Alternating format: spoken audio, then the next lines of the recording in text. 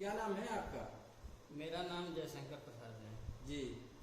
मैं आज़ाद जनता संगठन का राष्ट्रीय सचिव हूँ। बहुत बहुत बधाई हो आपको सचिव जी। और आपका क्या नाम है? हरदेव मऊ जिले से जी।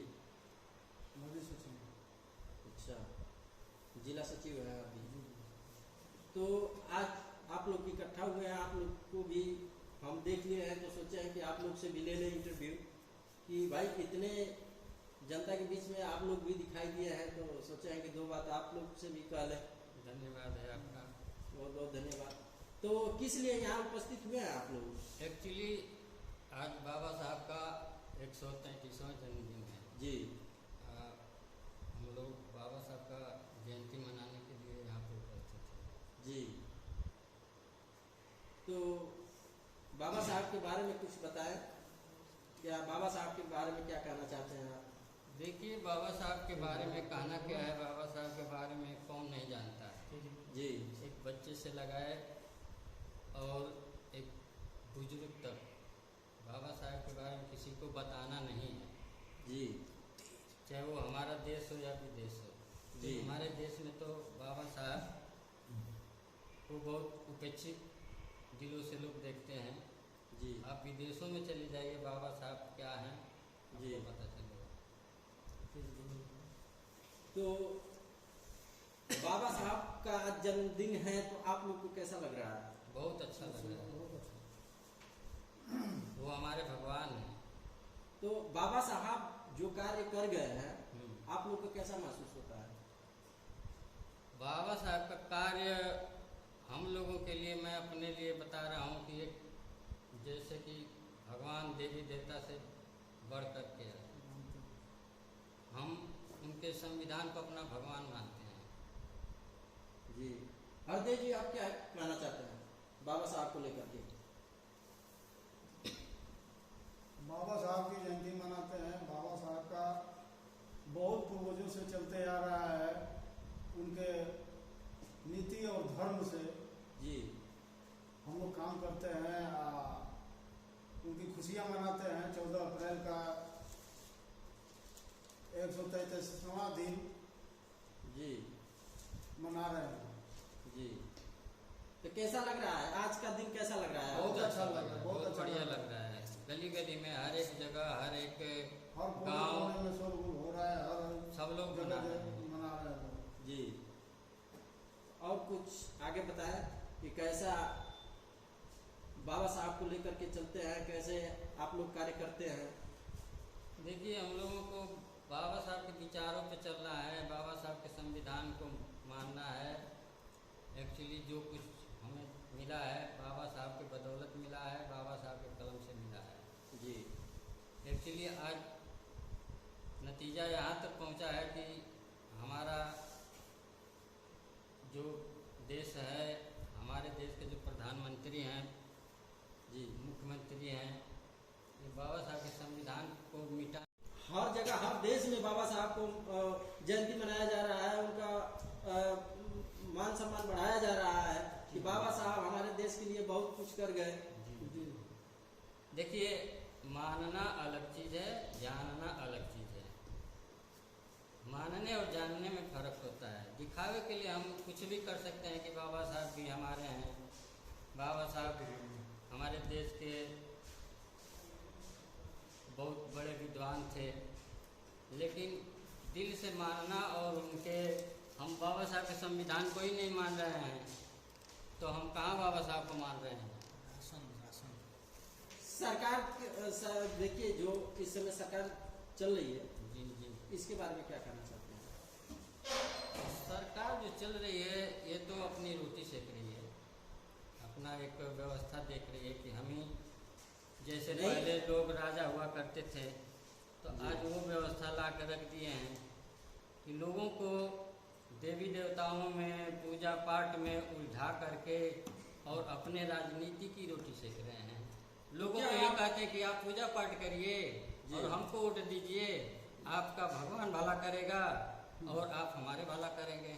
जी नहीं, तो देखिए, आप देवी देवता के बीच में पड़े हुए हैं। सरकार जो चला रही है कि देवी देवता के पीछे पड़ी है, देवी देवता को मान रही है, आप बोल रहे हैं कि हम बाबा साहब को मानते हैं, बिल्कुल तो मानते हैं। इस देवी देवता को लेकर के और सरकार के बारे में क्या कहना चाहते हैं? वही तो मैंने आपको बोल गया जी, कि जैसे सरकार का चला रही नीति ऐसा है। देखिए एक बात यह है सचिन जी, एक बात यह है कि जैसे आम जनता को सरकार बहुत से योजनाएं लागू करती है, योजनाएं चला रही है, दे रही है, उसका लाभ उठा रहे हैं, जैसे राशन दे रही है, शौचालय दे रही है, आवास दे रही है, पक्का वो सब कर रही है, इसके बारे में क्या कहना चाहते हैं? देखिए सरकार कुछ नहीं दे रही है, एक लुभावना है, देने को कहिए तो अगर राशन दे रही है सरकार जी, तो बाबा साहब के संविधान के तहत राशन जो बिल्कुल गरीब आदमी होता है, जी, जो निर्धन होता है, उसके लिए बनाया गया है। आज सरकार सबके लिए लागू कर दिया है कि सबको राशन मिलना चाहिए, चाहे वो ले जाके पन्नी की दुकान पे बेच दें, चाहे वो पिसवा करके अपने गाय भैंस को खिला दें। और 100 में आपको बता दे रहा हूँ 15% राशन का उपयोग होता है, बाकी 85% लोग अपने गाय भैंस को राशन खिलाते हैं, जो बड़े लोग हैं। नहीं इतनी महंगे राशन आ रही है जो सरकार दे रही है, सरकार आप उसको जनता नहीं को- देख रही ना, सरकार महंगे राशन ले रही है।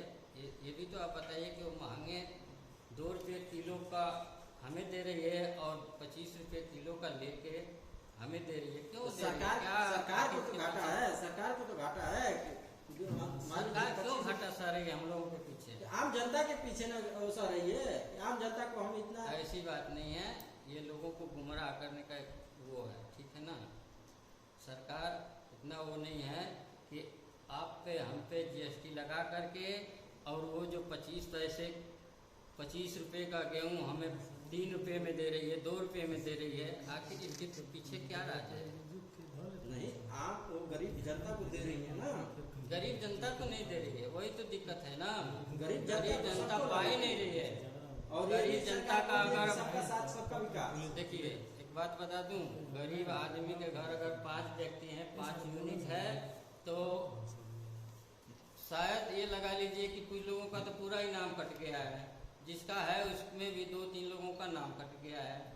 लेकिन अब समाधान कर लेंगे। तो सरकारें तो कर रही है, आप कैसे बात कर रहे हैं सचिन जी? सरकार नौकरी नहीं, कहाँ दे कैसे रही बात है? कर रहे हैं आप? सरकार ये सब योजनाएं चला रही है, आपको लाभ दे रही है, आपको अनाज दे रही है।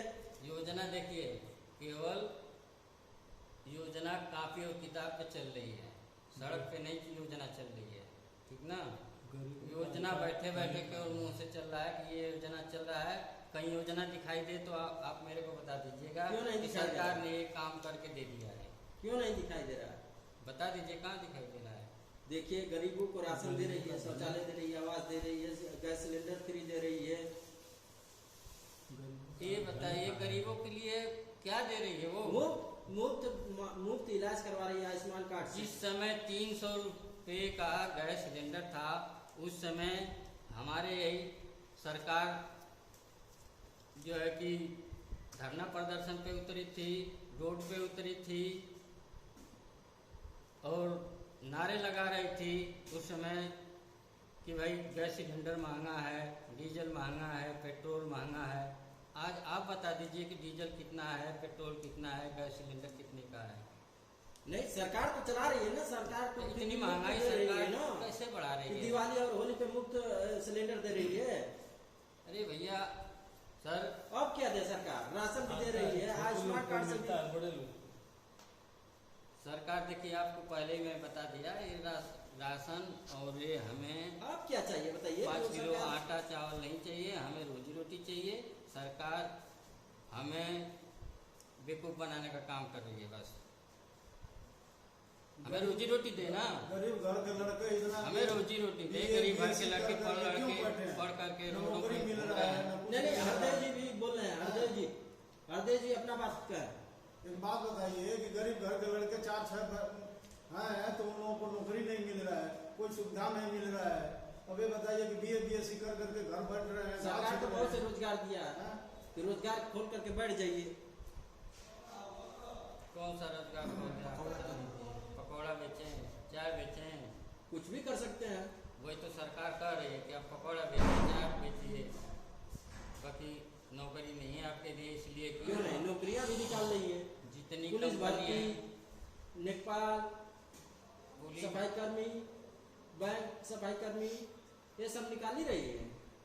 बस निकाल लिए ना, फिर पर्चे लीक कैसे हो जा रहे हैं तो बता दीजिए। अभी पुलिस का वारंट निकला। अरे भाई तो लीक हो रहा है तो उसको तो सरकार ही पकड़वा रही है ना।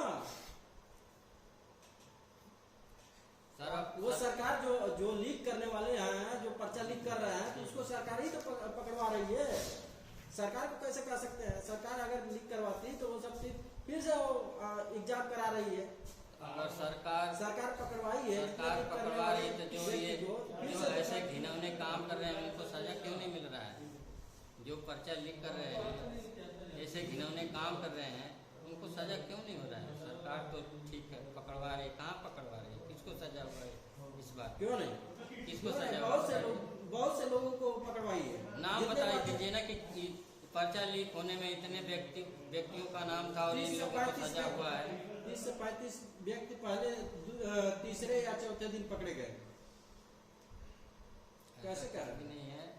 देखिए आपका मैं बहुत स्वागत करता हूँ। बहुत बहुत धन्यवाद आप लोगों का कि हमारे चैनल पर आप लोग बोलने का मौका दिए हैं। धन्यवाद। धन्यवाद।